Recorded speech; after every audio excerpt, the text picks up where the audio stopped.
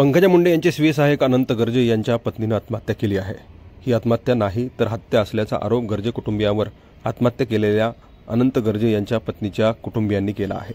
या प्रकरणी गुन्हा दाखल व्हावा अशी मागणी करत मुलीच्या कुटुंबियांनी वरळी पोलीस ठाण्यामध्ये ठाण मांडून बसले आहेत। मिळालेल्या माहितीनुसार शनिवारी रात्री अनंत गर्जे यांच्या पत्नीने आत्महत्या केली अशी माहिती आहे। या घटनेनंतर पंकजा मुंडे यांनी आपले सर्व कार्यक्रम रद्द केल्याची माहिती आहे। अनंत गर्जे यांचे लग्न फेब्रुवारी महिन्यामध्ये होते।